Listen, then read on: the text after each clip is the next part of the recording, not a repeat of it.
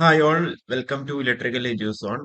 അപ്പൊ ഇന്നിപ്പോ കുറച്ച് നോട്ടിഫിക്കേഷൻസ് അവിടെ വന്നിട്ടുണ്ടല്ലോ. KW ലിറ്ററേഷൻ, അതുകൂടാതെ ട്രെയിനിങ് ഇൻസ്ട്രക്ടർ ഒക്കെ വന്നിട്ടുണ്ട്. അപ്പം അതിന്റെ താഴത്തെ നമുക്ക് വന്ന കമന്റ്സ്, അല്ലെങ്കിൽ അതിന് മുന്നേ നമുക്ക് വന്ന കമന്റ്സ് ആണ്.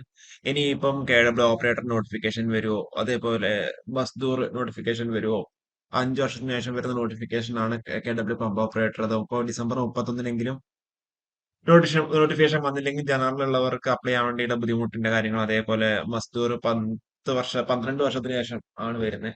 അപ്പൊ അങ്ങനെയുള്ള കാര്യങ്ങളൊക്കെ വെച്ചിട്ട് കുറെ കമന്റ്സും കാര്യങ്ങളൊക്കെ വന്നിട്ടുണ്ടായിരുന്നു. അപ്പൊ ഇതിലുള്ള ഒരു ഫാക്ട് ചെക്ക് ആണ് നമ്മൾ ഇന്നത്തെ വീഡിയോ നമ്മൾ ഡിസ്കസ് ചെയ്യാൻ വേണ്ടി പോകുന്നത്. അപ്പൊ ഇതിൽ നിങ്ങൾ ശ്രദ്ധിക്കേണ്ട ഒരു കാര്യം എന്ന് വെച്ചാൽ, ഇപ്പൊ 2025 ഇപ്പം ഒരു നോട്ടിഫിക്കേഷൻ ഡിസംബറിൽ ഇപ്പം ഇന്നിപ്പോ ഒരു നോട്ടിഫിക്കേഷൻ വന്നിട്ടുണ്ട്, കുറച്ച് നോട്ടിഫിക്കേഷൻസ്. ഇത് നമ്മുടെ ഡിസംബർ 1 കമ്മീഷൻ യോഗ തീരുമാനത്തിൽ തീരുമാനിച്ച കാര്യങ്ങളാണ് വന്നിട്ടുള്ളത്.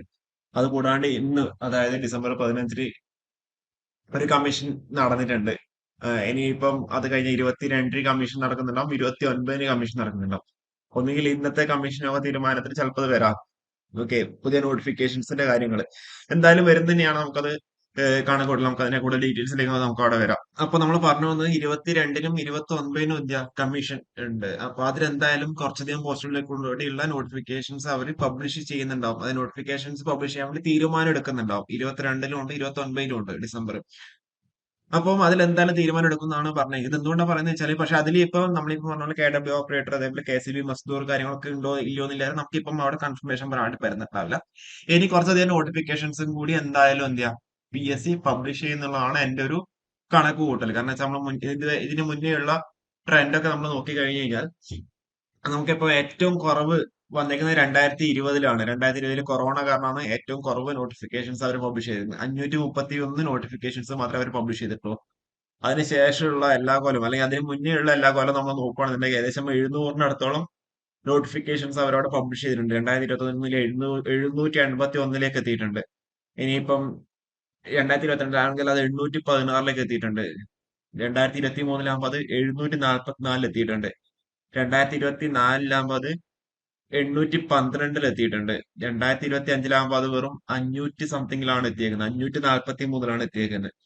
അപ്പോ നമ്മളെ കണക്കൂട്ടൽ അനുസരിച്ചിട്ട് പറയുകയാണെന്നുണ്ടെങ്കിൽ ഒരു സെറ്റ് ഓഫ് നോട്ടിഫിക്കേഷൻസും കൂടി ഡിസംബർ 31 ഗസറ്റിൽ അവർ പബ്ലിഷ് ചെയ്യുന്നുണ്ടാവും, അല്ലെങ്കിൽ ഡിസംബർ 30 ഗസറ്റിൽ അവർ പബ്ലിഷ് ചെയ്യുന്നുണ്ടാവും.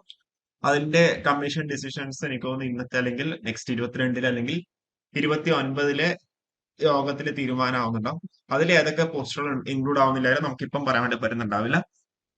ഓക്കെ, അതിൽ KW ഓപ്പറേറ്റർ ഒക്കെ വേണമെങ്കിൽ അതിൽ ഇൻക്ലൂഡ് ആവാം. അതുകൂടാണ് KCB മസ്ദൂർ അല്ലെങ്കിൽ ഇലക്ട്രിസിറ്റി വർക്കർ പോസ്റ്റ് കാര്യം പറയണമെങ്കിൽ അത് PSCക്ക് റിപ്പോർട്ട് ചെയ്തിട്ടുണ്ടെന്നുണ്ടെങ്കിൽ അതും വരാം. ഓക്കെ, നിങ്ങൾ ഇതിൽ ശ്രദ്ധിക്കേണ്ട ഒരു കാര്യം എന്ന് വെച്ചാൽ, ഇപ്പം ഇലക്ഷന്റെ റിസൾട്ട് ഒക്കെ വന്നു. അപ്പൊ അതില് സർക്കാർ ഒന്ന് ഇതായിട്ടാണ് ഉള്ളത്. അപ്പോ അതില് ലേറ്റസ്റ്റ് ആയിട്ട് അറിയാൻ വേണ്ടി സാധിച്ചത് എന്താ വെച്ചാല്, അവരുടെ ഗവൺമെന്റ് എംപ്ലോയീസിന്റെ സാലറിയുടെ കാര്യത്തിൽ അവരവിടെ റിവിഷൻ, അതായത് ഒരു കമ്മീഷനെ നിയോഗിക്കാതെ തന്നെ അവരവിടെ എന്താ ഒരു റിവിഷന്റെ ഇതിലേക്കാണ് പോകുന്നതാണ് മനസ്സിലാക്കിയിരിക്കുന്നത്. അപ്പൊ അങ്ങനെയാകുമ്പോൾ അവർ ഗവൺമെന്റ് ഇനിയിപ്പം അത് ഉദ്യോഗാർത്ഥികളും കൂടി കയ്യിലെടുക്കാൻ വേണ്ടിയിട്ട് ഒരു പുതിയതായിട്ട് എന്തെങ്കിലും മാറ്റങ്ങൾ വരുത്താം. ഓക്കെ, ഇതൊന്നും നമുക്കറിയില്ല. നമ്മളുടെ ഓരോരോ എന്താ പറയുക ചാൻസസ് ആണ് പറയുന്നത്. അപ്പോ ഓക്കെ, അപ്പൊ ഇനി എന്തായാലും ഒരു സെറ്റ് ഓഫ് നോട്ടിഫിക്കേഷൻസും കൂടി വരുന്നതാണ് നമ്മളുടെ കണക്കുകൂട്ടല്. അപ്പോ അങ്ങനെയാണെന്നുണ്ടെങ്കിൽ അതിൽ ഇത് ഇൻക്ലൂഡ് ആവോ ഇല്ലയോ എന്നില്ലാതെ നമുക്ക് കണ്ടറിയാം. ഓക്കെ, അപ്പോൾ ഇതിന്റെ കൂടുതൽ വീഡിയോസ് ആയിട്ട് വീണ്ടും വരാം. Okay, thank you.